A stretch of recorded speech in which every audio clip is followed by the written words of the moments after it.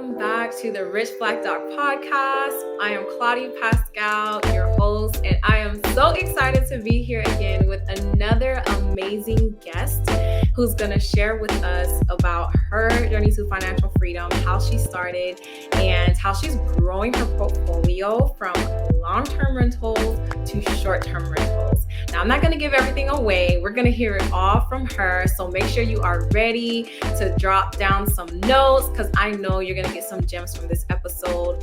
And as always, please remember to subscribe, follow, share with any other individual you know is on a journey to pursuing financial freedom, because everything we talk about here is going to add some kind of value to that journey. So with that said, I want to go ahead and bring on our guest, Dr. Chiagozie. Thank you so much for being here. Let me go ahead and quietly. Oh, I'm sorry. Yes. Here we go. I can hear you. You're Okay, good. perfect. Yes. Okay. So tonight's conversation is going to be so juicy. I'm so excited. And so just before we get in, of course, I want to, some people may already know you because you are doing so many amazing big things, which we're going to talk about. And I'm so excited for you. And so before we get into all of those things, and for those who may not be familiar with who you are, please go ahead and introduce yourself. Tell us a little bit about you. Who are you outside of doctor, entrepreneur? And then after that, we'll go ahead and jump into our conversation. So, hey everyone. Okay, I'm Chiagozie Fawole. I'm actually a pediatric anesthesiologist, but more times online, people see me as doing real estate. Mom of 3, live in Syracuse, New York. Started out with long-term rentals, now doing more of short-term rentals. Yeah, that's basically who I am. Also, the founder of SavvyDocs in real estate. Yes, that's Yes, that is amazing. So I'm going to go ahead and we're going to jump in because typically these conversations get so good that the time we set aside is just not enough. So we're going to hop in and just start talking about your entrepreneurial journey. So tell us, like, how did you begin? And you mentioned long-term rentals, but what made you specifically begin with long-term rentals? And when did you start? Like, were you already a doctor? Was it before you became a doctor? Yeah. So for me, I was one of those people that like grew up thinking there is no business bone in me. You know, it's all academics or whatever. You know, came to the United States, 2004. But then when I started residency, there was just this extra, I don't know if I'll say itch or like yearning or what, but I just felt like there's got to be more than this. There's got to be more than just, going to work at 6:30 in the morning, coming back at 6 in the evening and not having any life outside. And I literally was just like, okay, Lord, I need an idea. I need a business idea. Because at the time, I thought that I needed to be like ultra creative. Like I watch like Shark Tank and see all these like really smart people inventing things. I was literally just praying for an idea. And then one day I was watching TV and I saw Tarek and Christina on HGTV Flip or Flop turn $60,000 in one real estate flip. So basically, they fixed up a house and they made a profit. And I was like, yo, hold up, whole way up. Because at the time I was earning $54,000 as a resident. And I said, these guys just made my entire annual salary in one house, one deal. What am I doing? Okay. So I was a resident at the time, and that piqued my interest. And it took me down this rabbit hole of real estate. At the time, I would drive to work, listening to audiobooks, drive back, listening to like podcasts and things. And it took about a year. But after about a year, I was able to actually do my first deal. We were in New York City. So, at that time, everything was so expensive. I didn't have any money at the time. So New York City was completely out of my league, or even, at the time. But then I found my first deal all the way down in Norfolk, Virginia, about 300 miles away. Wow. My family lived there at the time. So I found the deal. I found basically everything. And then my dad was like my boots on the ground person actually going there. So I didn't even see the house until we had already closed on it. Different story altogether. But that was how I began in real estate with my first rehab deal. Yeah. Wow. So that is quite, so I love how you took us through like, okay, what was the thought process? And when you realized, okay, this is not it. I'm not settling for this. I'm going for more. And I'm curious, like many of us, we struggle like just doing something that we even see or that's right in front of our eyes. You went all the way 300 miles away. And I know you have family there, but what made you feel comfortable about beginning with that investment? It's funny because just as you were saying it now, it hit me actually that I think what may have made it easy for me was that real estate was a whole construct in my head. Okay. I'd listened to podcasts. I didn't have anybody around me doing real estate, right? Everything that I'd seen about real estate was in my head. I had listened to podcasts, I had read audiobooks. So even the concept of real estate, I mean, doing it remotely was simply putting into practice what I had pictured in my head. And it didn't matter where it was, right? Because I was a resident. So even if it were down the street, it would still be the same way as if it were 300 miles away, because I wouldn't be present. Like I would have been busy. And for me, it didn't matter what the place looked like, because I wasn't going to be the person fixing it up anyway. I knew nothing about rehab and renovation, right? So I was going to be a contractor. So whatever the contractor said was what I'll do anyway, right? So it wasn't like I was like my being there would necessarily add any value or anything. So yeah, I think at the time it was my first deal. It was easy actually to do that deal because in my head it was a simple thing. It was just find a house, run the numbers, make an offer. If it gets accepted, a contractor, just like it was on TV, right? Right. Right, but with the extra stuff, the extra stuff they leave out on the TV. Yeah, that part. I did not think about that part. Yes. Yes, but no, you still did it, and that's amazing. I love it. And we're gonna talk more about, like, I'm sure there's probably more to like the mindset behind it, because I'm like, man, you make it sound so much easier, but we're gonna get into that. But I want to hear about how that first deal turned to a portfolio that now is expanding to short-term rentals. So kind of like give us a brief overview of what Okay, so to wrap up that first deal. That deal ended up being more of tuition, okay? Because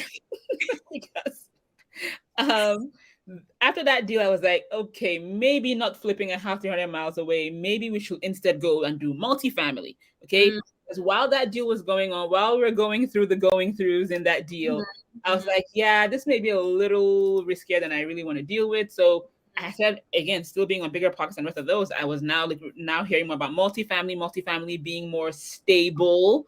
You had more units that if one person didn't pay, because that was my concern, I didn't have money. So everybody had to be paying. And I was like, okay, multifamily, if one person did not pay, I'll have X many more people to pay. And so I ended up finding a deal, again, multiple miles away, all the way up in Rochester, New York, a 12-unit apartment complex, and ended up taking down that deal with only $900 out of our pocket, because I ended up working with investors. But with my first rental property deal, but I had made enough noise about the first deal that they trusted me, and rightly so. I had educated myself. So closed on that one and our personal home the same day. This is at the end of residency, just about to start fellowship. Closed on 2 deals same day. And then within that year, we closed on another one now during fellowship. Wow. By the time, this is all like creative financing, because I still didn't have any money. Wow. Oh my goodness. But after we did those ones that year, I became, I finished fellowship, became an attending. At that point, my husband was like, okay, I think we need to just like settle ourselves and just do our own deals. No more partners, no nothing. Let's just, wherever we land with what we have, let's just do those. And I'm like, all right, fine. So, before I had said, let's churn for like 2,000 units. He's like, no, I don't want 2,000 units. Let's just do what we can do. So we then started focusing on small multifamily. So like two family. And our model ended up just basically being find a 2-family property that's in need of work, buy it for cheap. And I'm talking dirt cheap. And then rehab it. And then when, after rehabbing it, boost the value of the property, refinance it, and take that cash and put it in the next deal. So we did, again, this has been a theme, but we closed on 2 properties the same day. So this is like within like 2 months of being an attending. So it's not like I was balling or anything. Oh my gosh. We closed on 2. And then I think I don't even know, but basically did the whole like recycle thing across a couple of deals. Mm, Ended up selling the 12 unit that we got back in 2016 in mm, 2020. There's mhm, a whole story with that one too. And in 2020, I think was when we got a 7 unit. That one was seller financed, and that was our basic like our long-term rental mhm. portfolio thing. But each one has its own story. Each one has its own personality. It's all been Right, a journey. right. Wow. So, okay, I want to take some step backs and I want to just briefly talk about some of the hurdles that I feel like many of us see as oppositions to begin our journey that you clearly like just went through. And one, you mentioned creative financing. I Mhm. think one of the things we often tell ourselves is, I don't have any money. Yeah. Right. And so tell me about creative financing. Yeah. Like, is this a creativity that only special people have, Yeah. or is it like only because you did this or that? Like, tell us about that and how you were able to afford to make these with investors and putting in little money of your own for those of us who are like, man, I want to begin, but I just don't know if I can afford Yeah. it. So I think I was just blessed if I reading this first book when I first started investing in real estate. And it was the book by Brandon Turner called How to Invest in Real Estate with Low or No Money Down. That was either the first book or maybe the second one that I ever read in real estate, and it just like it took the number one thing that would have been my roadblock and basically said, poof, that just went out the window. You have no excuse, right? I Mm-hmm. tell people now that I'm like, listen, if there's a good deal in front of you, you can fund it. Okay, it's only a matter of if you choose to fund it or not, because there are ways. If it's a good enough deal, there will be people who want to do that deal with you, right? If you spend the time, actually, I learned this thing pretty early on too, that there were four things that you needed to actually do to make a deal happen. The Mm-hmm. first one that you needed the knowledge, the time, the money, and or the credit. Mm-hmm. Okay, so most people don't have all four. Right. Most people have either the knowledge and time, or knowledge and money, but they have bad credit and no. One people oftentimes have just one or the other, and the Right. key there is to be able to like take what you have Mm-hmm. and turn it into an asset that other Right. people can help you fill in to make a Right. deal happen. So Right. at the time, as a resident, I didn't have time, but for heck, I had the knowledge. I had Mhm. spent, books upon books upon books. You're just learning and learning and learning, but I Right. didn't have the cash to actually execute. And so Right. once I found some, people that were willing to actually invest in what with me, it was like, Mhm. oh, okay, well, you bring your money. I Yeah. can go find the credit. I can go find the hard money lenders. I can go find, even put a personal guarantee on a Mhm. trophy apartment complex, knowing that I think I know how this deal will go, but I just don't have the cash. And Right. so yeah, and so when we say creative financing, it's not like you need to like sit down and get all artsy creative. They're Mhm. literally just techniques that people have used that are just outside of the traditional bring a 25% down payment, go to a bank, have great credit, get financing. That's just the term that used to describe it. Yeah. Yes, yes. So it sounds like pretty much we just have to really be willing to step outside of what we know, what we Yes. consider tradition, the way Tradition. we think it has to be done, the way we may have seen others do it, and realize, you know what, if we really want to make it happen, there's a way to make it happen. And Yep. we talked about this in the last episode that I did about Yeah. how creativity follows commitment. That's a statement I heard from Grant Cardone.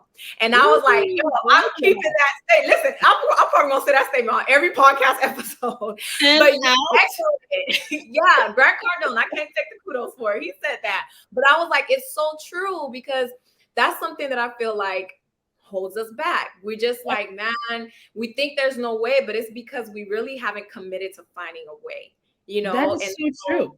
yeah. And so once you say no, there's no if, ands, or buts, we got to do it, we're going to make it happen. And Yep. how many of us are doing that and have done that for our careers, right? Like, Mhm, come mhm. on. We were like, I'm going to be a doctor, right? So no one's going to stop me. Nothing. I'm going to make it happen. We did what we had to do, sacrifice all types of things. And I'm like, Yep. if we take that same approach to financial freedom, we're gonna be getting there in no time. And so I love how you really broke it down, you know, and the statement you made that stood out to me is, if there is a good deal in front of you, you can fund it. That I love Yeah. that. And it's true. It makes Yeah. sense because it's all about the numbers. You Yep. know, that's one thing I said, you know, when it came to like me and my husband house hacking and things like that and encouraging people, I'm like, look, we tend to make things more complicated than they have to be. But when it comes to like real estate, especially, I mean, real estate is mostly that's how we started. Yeah. But honestly, any investment, if you're running the numbers, if the numbers make sense,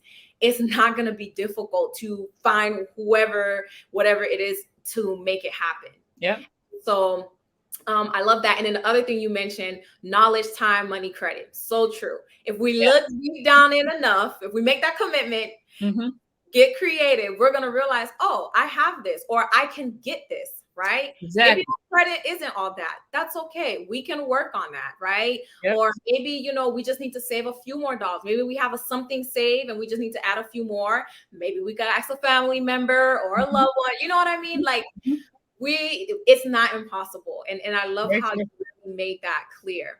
Along with the time component though, and I know you had the knowledge and you pulled together a team, but what do you feel like was most critical and helpful for you having the right team? Because you're still in residency, then you're becoming an attending, right? And I know you talk about your husband and everything, but what were those elements that you feel like were important that anyone could do, husband or no husband, time, no time, money, no money, to having that solid team that will allow you to say, hey, I have a system that works? Yeah. So it's funny, very often when I share my story, and people often will have, oh yeah, your husband. And I'm like, oh, hold up. I did not tell you this was my husband's business. Okay.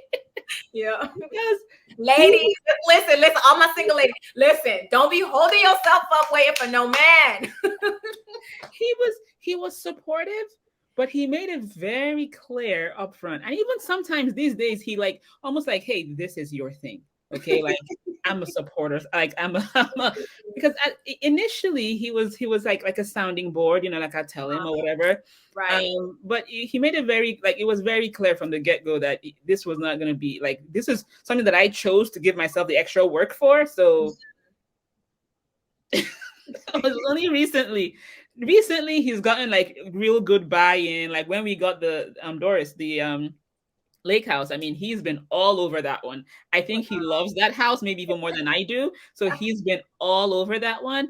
But yeah, let me just okay. Yeah. So the question was about, what was the question again? About how I built my team. Yes. How are you able to have that peace of mind to know, like, I'm not active, I'm not heavily involved in this, but it's happening and it's happening successfully? Yeah. So the first thing actually was realizing that I couldn't, right? And that we couldn't. We were both working full time at the time. Okay. So for the first rehab down in Norfolk, Virginia, that one, I mean, I wasn't there, we weren't there. So we literally had to do that. So it was my realtor. And then I asked my realtor for, you know, for contacts. But even then I found a contractor, just like, you know, Thumbtack, Angie's List, all those like online sites. Right. And then I had my dad, who was my boots on the ground person. He actually partnered with me on that deal, so he was very much invested, and he basically, like, you know, FaceTime. It wasn't FaceTime at the time; it was just video, and then send a video, and I'll take a look.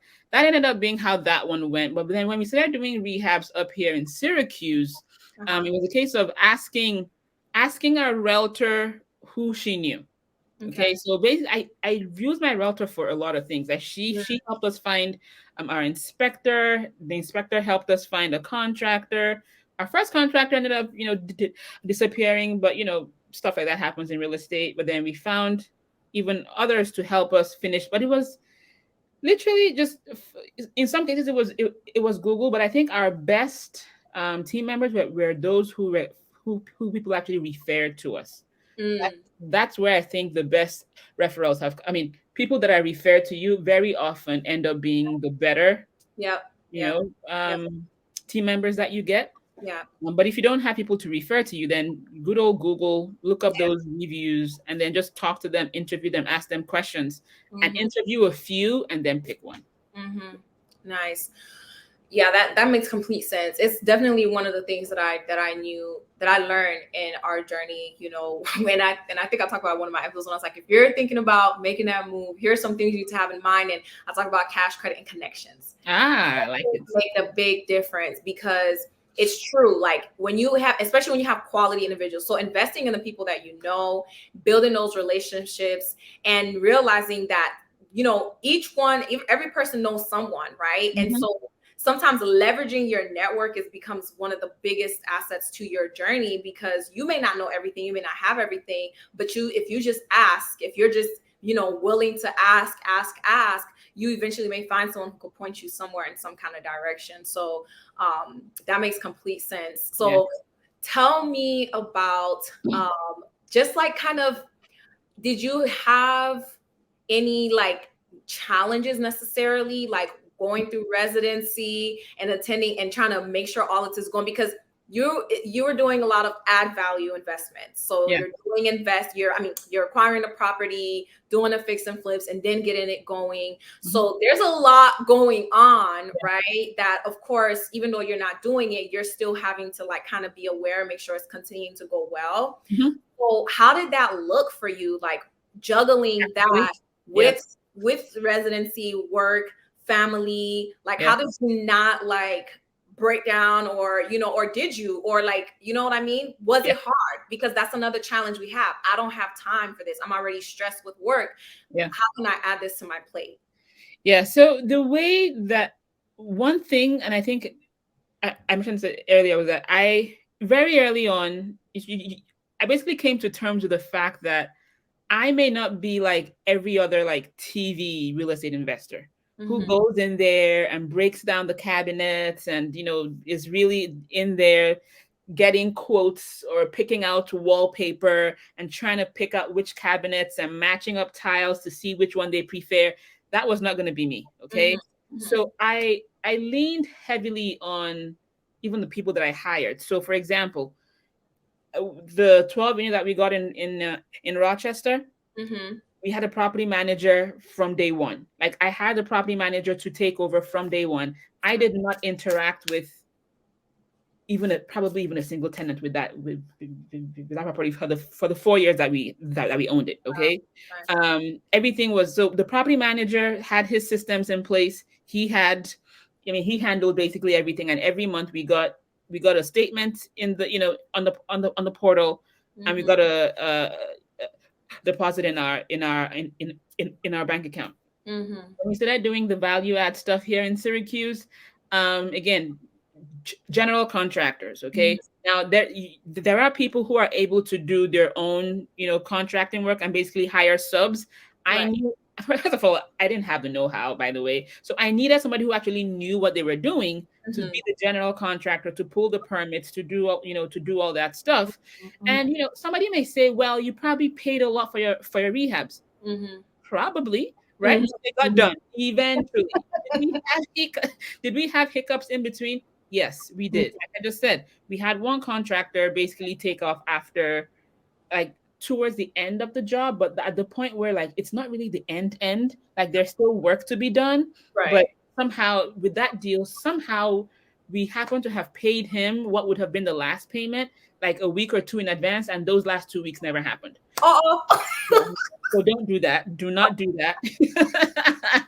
Now we have a going thing. Nobody gets a final payment until we agree that it's final. Right. So, yeah, we learned that lesson. Not happening again. So yeah. So could we maybe have saved a couple of $1,000s by doing it ourselves? Probably. But remember, I didn't even mention what kids happened in all these years, right? During said residency, I had my first baby. Wow. When we moved to Syracuse, the reason that I had time to start with buying the property is because my second baby was in the NICU and I was at home. Okay. So it's not like you just had like free time and then attending life was like on the side. All of these things were happening at the same time. When we moved to Syracuse, I remember I had this one thing that just hit me one day that said, okay, you've done the medicine thing. It's time to move on to, like, you basically told me that it was time to start building seriously. So when I had that inspiration, I knew that it was something that it to be taken as seriously as I took med school. That Mm-hmm. was the degree of seriousness that we needed to build this other side of our career, if you may. Right, right, So it will be key down the line. Who knows what, right, right. Yeah. I mean, you say career, but I say life, Yeah. right? Because the career is like one aspect of our lives, Yeah. right? And we have so much more beyond that. And I think that's why it takes, like you said, getting to that point where we seriously sit down and say, no, I'm going to be intentional about making sure my life is not going to revolve around a career, especially because I'm relying on my career for the income. That's like one of the biggest things. Like and like I said, I get it. Most of us spend our whole lives in school, up to our careers, and we finally get out and we're done. Some of us are blessed to be done as early as like 30, but some of us is later. So we're like, look, most of our lives is already gone. I'm ready to Mhm. just live and enjoy. Mhm. The paycheck is right. Yeah. But we're high income earners, yes, but we're high income active earners. So if there's Mhm. ever a point where we can't be active, that means we're not earning. And Yes. it's these systems, these other additional income streams that creates that true security. Okay, Yep. we're not looking for job security out here. We're looking for real financial security, because job security does not mean you have financial security. Like, we really trying to secure the finances, and that comes from creating the additional streams of income. Yep. So where we can say we are not in a position to where we have to keep working. We have to keep trading our time for money. We've already spent so much of our time at school. Why are we Yep. trying to keep spending time having to work for money, especially if we don't really want to, or if we don't have to, right? So Yeah. I love the fact that you made that click. Like, you know what? My career is on lock. I got the way I'm gonna serve. It's secure. Now let's just make sure the way that I'm gonna actually live and enjoy how I live, how I serve, is gonna be secured as well. Yeah. And you pretty much establish those systems. That's really what it comes down to in Yeah. this, is realizing, okay, yes, this is who do I need, what do I need to make it happen. Yeah. And so many of us, like, I compare it to extracurricular activities. Mhm. Very few of us went through college and went through university without having some kind of extracurricular activity Mhm. with the intensity of our studies. And we made it work. Some of us was the presidents, we was the whole leaders, we started the whole organization, right? But we still made it work. We still making it work, right? And we find a way to do it. And it's the same way. You just got to look at it like, okay, this is my little organization for my financial Mhm. freedom journey. Now, who's Yeah. going to be secretary? Who's going to be, like, That's exactly what it is. that's literally what you have to do. And so that's why I'm just like, it's not impossible. It's just a matter of us sitting down and really sitting and saying, okay, I'm committed. So let's figure out how to make this happen. And in no time, you're going to have a bunch of units, right? And Yeah. going on to even more. So Yeah. I want to know, before we get into like some other questions that I have, I just want to know, because like, I started off with like the short-term rental. So I want to kind of hear about your short-term rental experience a little bit. What made you decide to jump to the other side? Yeah. It's funny. So in during these years, I think it was during fellowship, actually. So 2017, that no, 2016, I was listening. I used to be, and I probably still am a little bit, like a webinar junkie, right? I would listen to all these webinars just to get ideas. And I listened to one weekend, and it was talking about this strange thing where you could lease, people's apartments and turn them into short-term rentals. I was like, this is so brilliant. This was 2016. And this is so brilliant. But then we had moved to Rochester, and I was like, but then if I started this over here, nobody comes here. Right. So I'm going to be stuck with the lease. And at the time, I didn't have any bandwidth, honestly.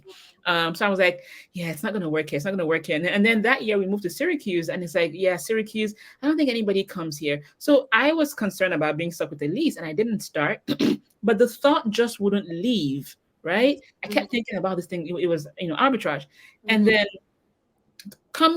we're approaching this is end of 2019. I'm like, okay, let me start looking into this. And so I reached out to someone down in Dallas. Why I picked Dallas, God knows. We're just like, okay, just somewhere out there in the world that was not here. Okay. And she basically told me that there were people who serve as property managers for short-term rentals. I was like, oh, okay. She told me how much they would charge. She told me, and it all seemed really good. Mm-hmm. And then I was good. As I said, okay, you know what? I'll save up a little money because I think it required about 7,500 to start. Like, okay, you know what? I'm just gonna just like put some money together, save it up, and then in May I'll get started. Well, we know what happened between December and May. 2020 hit. Okay, the pandemic hit. March came. Everything literally went to like poof. You know. And I'm sitting here thinking, okay, I'm about to start in Dallas. I was like, no, that's not going to happen. But I waited it out and I just kept watching how things were going.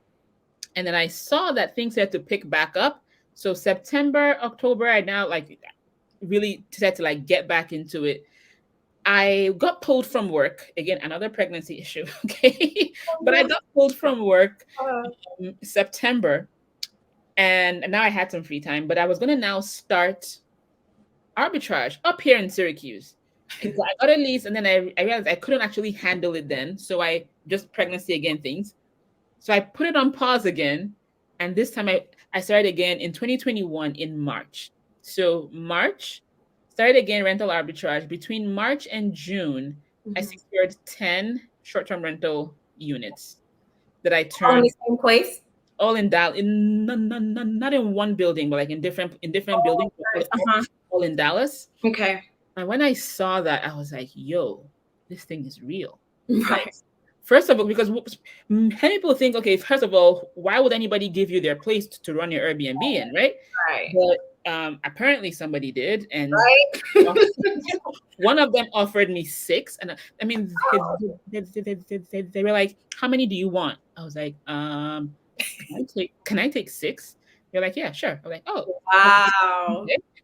So anyway, that opened my eyes, and I was like, okay, if each one, because the way I ran the numbers, my goal was for each of them to churn out 1K per unit per month,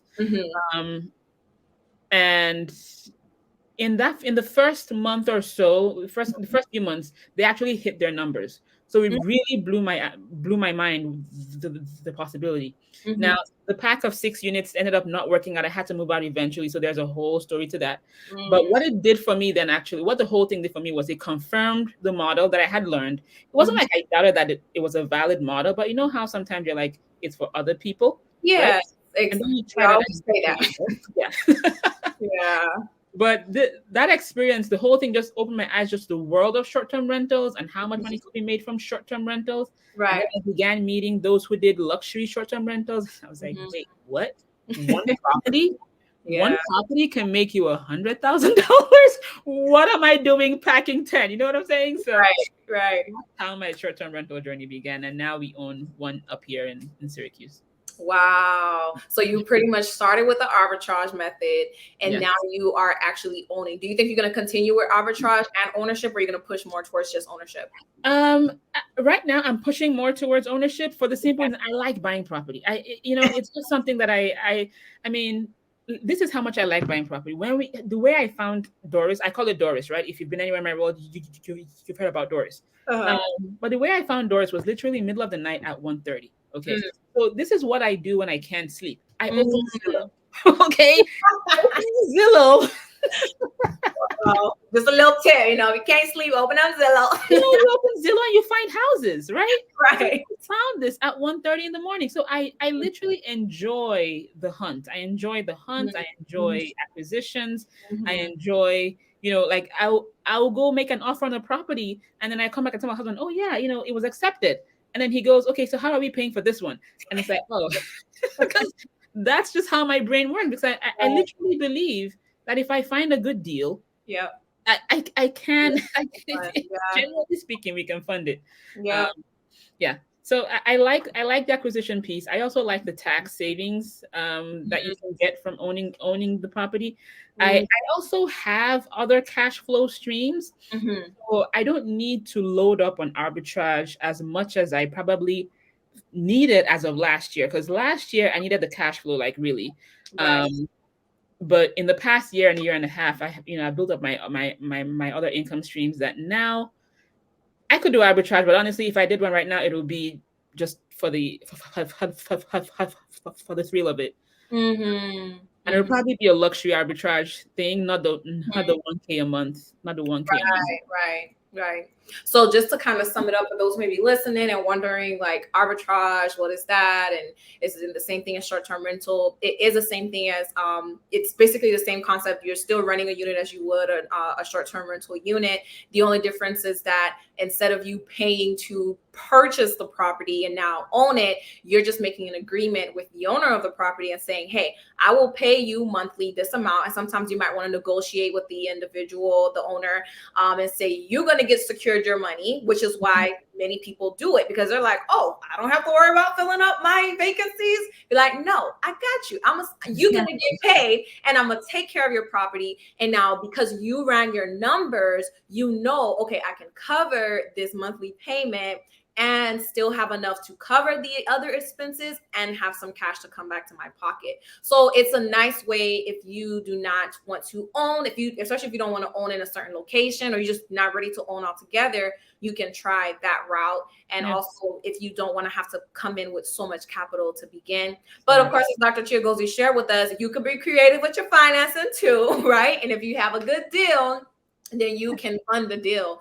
But those are definitely some good options to consider. We got into it ourselves, and yeah, it definitely works. Do one, try, see.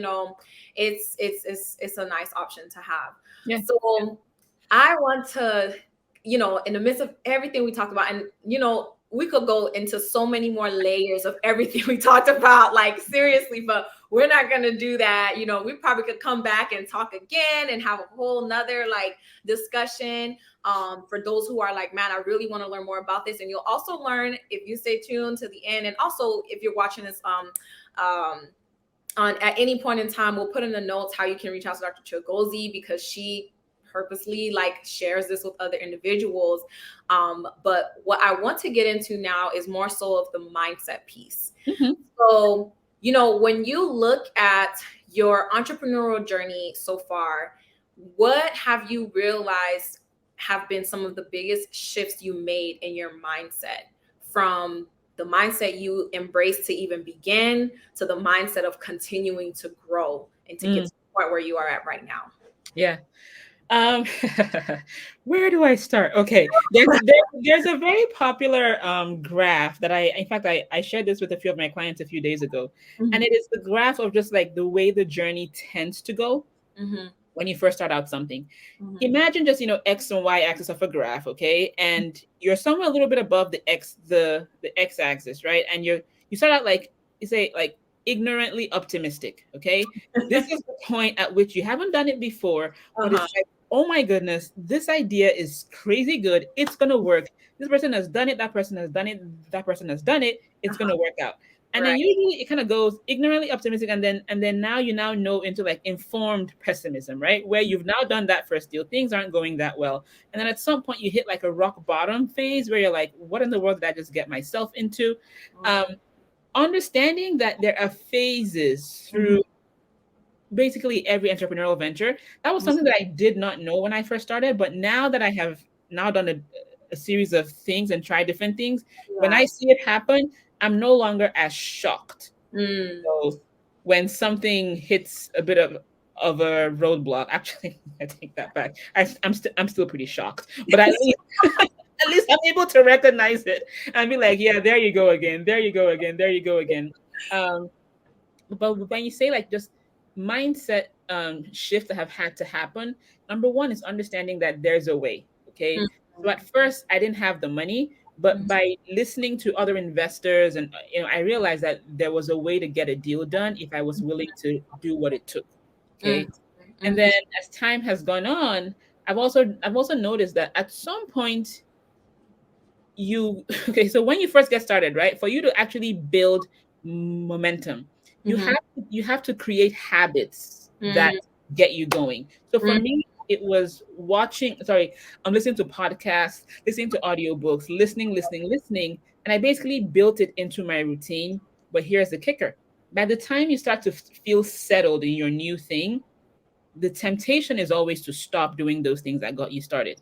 So I say to myself sometimes, I'm like, you know what? I'll probably have found short-term rentals a year or two earlier if I was still listening to podcasts. For a long time, I stopped. I got into my rehabs, I got into my coaching, I got into like all these things, and I Right. stopped doing those things that got me started. So I Mm. said, now, no, don't do that. Okay. Yeah. Because it is keeping those habits that got you started Mm. when you've gotten to where you think is a good place will Yeah. actually help you make even faster moves sooner. Yes. Yes. That's powerful right there. I think that is really powerful, especially for those of us who started or are beginning this journey without a natural entrepreneurial background, Mhm. without having much people we could look to, be like, oh yeah, this person's doing it. And, they're in your immediate circle. Like it's Yeah. easy to like you said, build those habits, put in that effort, get there, and then kind of like phase out. Mhm. And I think that's a very powerful word of advice to give. And I also love what you said about the phases. It's so true. Like I'm one of those. My husband, he's business, money all day. Like he's was born with it in his nature. But for me, I would, if it wasn't for me realizing like, oh no, I can't be settling for a life where I'm having to trade my time for money. I probably would have settled for a life where I was trading my time for money.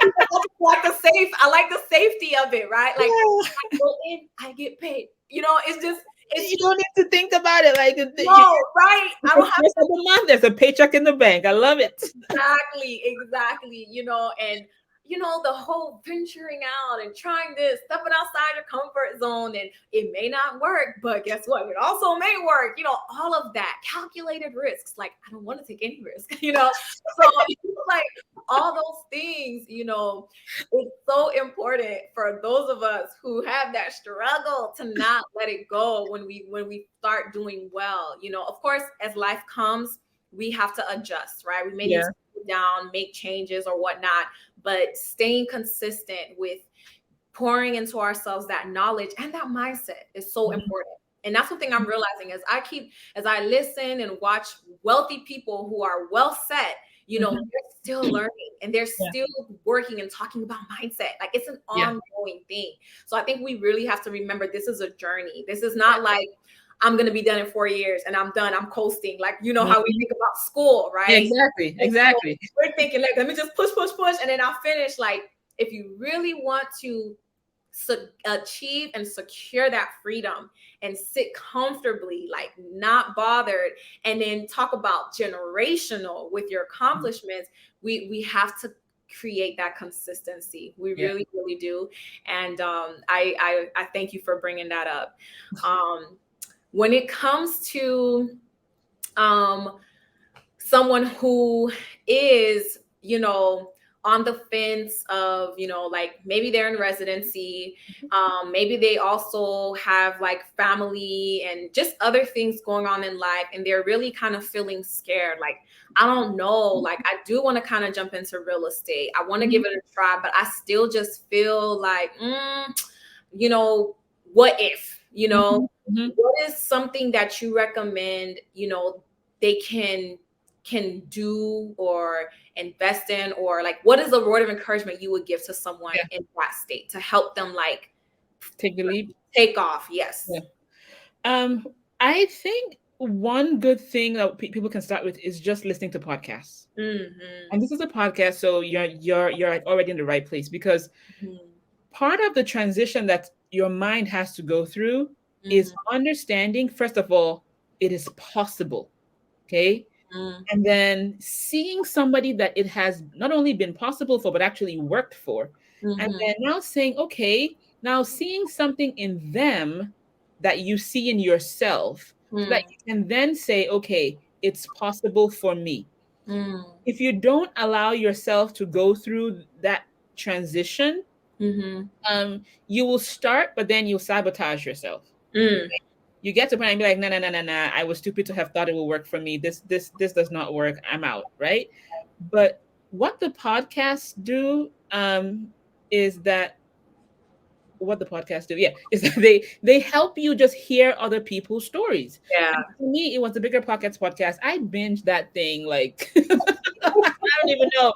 But like I remember that every now and then there will be like one story I Mm-hmm. remember I remember one in particular of a couple that had literally that had just started. You know how they always have like people that have gone really far in their journey that's like, Yeah. 3, 4, 5 years out. But I Right. remember I had this one episode that the guys had just gotten their first property. And Mm. I still remember that episode like 4 years later Wow. because it made such an impression in me. It's like this person is just a couple of days ahead of you, Mm-hmm. you know? Mm-hmm. So for I think a good place to start really is listening to podcasts. This is Mm-hmm. a good podcast. I'm sure you have other, guests, right? Thank you. Who Yes. share their stories, right? And Mm. as they share stories, don't just take the inspiration and be like, "Ah, that was so inspiring." No, Right. right? Take something out of their story. Go Yes. research it. Yeah. Okay, I mentioned, this thing. Like go look up, like I mentioned the book earlier, How to Yeah. Invest in Real Estate with Low or No Money Down. By Brandon That's Turner. a freebie. That's a gem, right? Go Mm-hmm. look it up on Amazon. Grab the book, 12.99 or something. Read Right. it. Read the book. Yeah. Um, and on all these podcasts, very often you also find that a lot of people that are talking have books that they've read, and very often they mention those books. So Mm-hmm. listen actively to the podcast, take whatever books that they mention, Yeah. read those books. Yeah. So for me, before real estate, I had read, I was only reading clinical stuff. I Mm. nothing else Right. outside of clinical stuff. Right. That first year, I read 14 books, and I remember this because I was like, "Wow, who is this person? Yes. Who is this person reading 14 books during residency?" Wow. Yeah, Wow. so that's Powerful.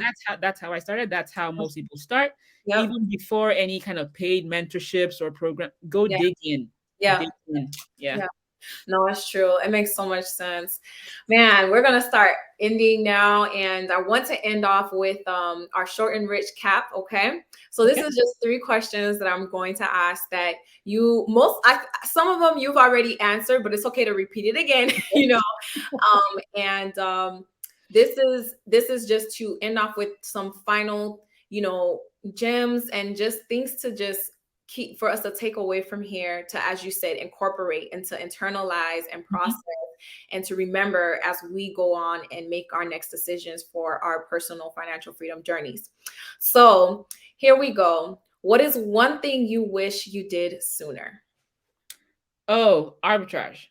Like, Oh, yeah, seriously. Because I heard about this thing in 2016. yeah. It took me 4 years. Can you imagine what my Yeah. portfolio would have been looking like? I know the short-term rental income. Yep. I Yeah. could have gotten in before all of these like regulations, like before Dallas did their thing, all these other places. I could have cashed in. Okay, but I True. don't regret though. Everything in its time, but yes. Oh, absolutely. Absolutely. Yep. What is one book you already mentioned, but is there another book that you believe helped your mindset? Rich Dad Poor Dad. I know all the real estate folk go to Rich Dad Poor Dad, but I Mhm. can throw in another one right now. I can throw in another two, maybe. Mhm. I read those in the past year. So what's that one? The Gap and the Gain. Mm. That one is a must read for anybody venturing out into anything entrepreneurial. Yeah. I even used the concept this morning. And then a Mm. second one will be Psycho-Cybernetics. Oh, yes. I'm restarting that book again. Yeah. I was Just like, I didn't get to finish, but yeah. Yeah. and No, and those who are wondering, that is Psycho, Psycho, and Cybernetics is Cybernets, yeah. Cybernetics, yeah, whatever, spell it. I'll post it. I got y'all. I'm gonna make sure y'all post it so you can find it. But yes, no, that's really good. The Gap in the Game, haven't heard of it, but I will check it out for sure. That's a And good one. yes, and then my last question is, what do you look forward to using your time and money freedom for? So this I look for, again, creating remarkable experiences. At the Mhm. beginning of this year, that was actually like my theme for the year, and already like this summer I saw it play out, and I was like, oh, I guess dreams do come true, and Mm. even in the very simple ways. So I'm looking forward to being able to do that even more. I have 3 girls. Mm. So for me and my husband to be able to just have the time freedom, to be able to, take them, like this year they're able to spend time at their grandparents' place, and we're actually able to go pick them up and spend some time with them. And Uh-huh. I'm like, yeah, the things we need to do to keep this going, we should do. Yes, Yeah. yes. Amen to that. I love it. Well, this was so great, so rich, and so Yeah. inspiring and empowering. And I really thank you so much once again for taking your precious time to be with us and to share with us. I want to ask you to just let us know what are some ways that individuals can connect with you. You have the Savvy Doc, which you've established to help physicians in their journeys to financial freedom. Where, if someone is interested in learning with you, working with you, what are some ways that they can connect with you? So the first one is to go to SavvyDoctors.co. That's my website or whatever. It'll take you to our Facebook group. We have a free Facebook group for those who want to learn about short-term rentals and stuff. We also have an in-person event coming up, which is called the Physician Wealth Revolution. And you can get to that at PWR, Physician Wealth Revolution. So PWRCON 2022.com. That is going to be focused this year on short-term rentals. So we'll be going like just taking one strategy in real estate, going deep, how to pick a location, how to find a short-term rental, how to furnish it, creative financing, all the whole thing, right? In 3 days. I think it's going to be powerful. Awesome. Paracon2022.com. If you're not a physician, you can come. I'm not checking, badges at the door. I was going to ask. I was like, I'm a dentist. Like, you're not, Other doctors here, we had doctors of dentistry, not just doctors of medicine, but yes, thank you. No, you're welcome. You're welcome. You have to. The thing about marketing, right? Like you have to know one person, and then everybody else comes. Yes. So yes. That's one thing I don't like, that whole niche. But I'm just like, yes, okay. But I'm happy with my niche. Black docs. Hey, I'm with. And then my niche right there. My ladies, I'm like, look, stuff I want to talk about. Sorry, brothers, this is for my ladies. Like, I'm literally was just announced it today. Look, September. Look, we're going to be talking more about how we need to really take care of ourselves and prioritize ourselves. So yes, no, thank you so much. We're definitely be putting that out so people can tune in and check it out, probably come see you, work with you. But thank you. I look forward to maybe sometime working with you in the future, meeting you at some point. I feel like I'll be like, Chiagozie! Like, yes, this was great. So thank you. Thank you so much for having me. Of course. And to everyone who is still here, I am just wanting to say I'm so glad that you tuned in and that you were here to listen to this amazing conversation that we had with Dr. Chiagozie. I wrote down my notes and I hope you did too. And just know that this is what this podcast is all about, just highlighting our experience as current and future Black docs as we pursue the financial freedom that will allow us to serve on our own terms, enjoy fulfilling lives, and create powerful legacies. And if that is your desire, you are in the right place. And I look forward to seeing you back again for our next episode. And don't forget to check us out on the Rich Black Doc platform. richblackdoc.com will give you all those details. And I hope you all are well. Godspeed and take good care. See you all again in the next episode.